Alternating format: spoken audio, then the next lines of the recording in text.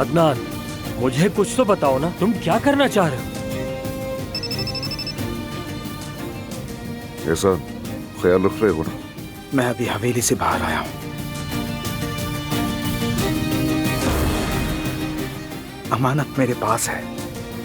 ठीक है, और मजीद वक्त जाया मत करो। ठीक है अदनान, मैं बस अभी फौरन निकलता हूँ मैं यहाँ से।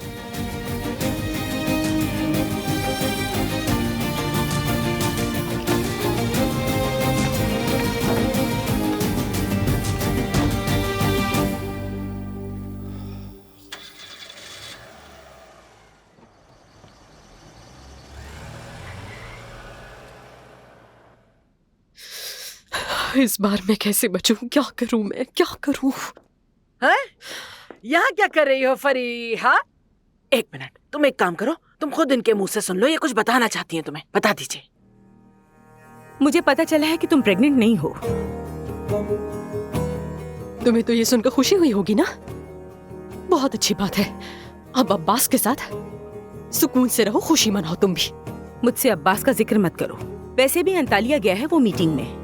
काश वो यहाँ होता और वो अपनी आंखों से देखता कि तुम कितनी धोखेबाज हो फरिया।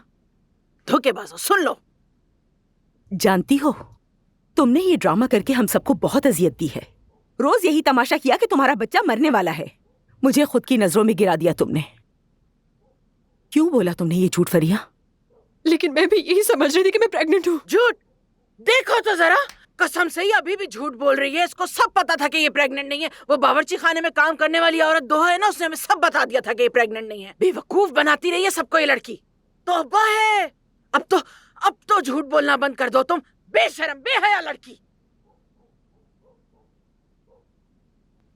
मुझे भरोसा था तुम पर। तर्स भी आता था, अफसोस भी होता था। तुमने जो कुछ भी मेरी बेटी के बारे में कहा सब नजरअंदाज किया, ये जानते हुए भी कि जब से तुम इस घर में आई हो मुझे बर्बाद करना चाहती हो। मैंने सिर्फ तुम्हारी बड़ी बहन बनना चाहा था, और तुमने क्या किया मेरे साथ? मुझे धोखा दिया। आप तो वैसे भी बहुत अच्छी है ना, बहुत अच्छी है आप। आपने अपने शौहर को 2 बच्चे दिए, आपका दर्जा तो वैसे ही अव्वल है। आप उसके निकाह में अभी भी हैं। आपकी तो जिंदगी मुझसे कई गुना अच्छी है। और मेरा क्या आपने मेरा सोचा है कभी? मैं एक तन्हा औरत हूँ, मेरे पास कोई जगह नहीं है।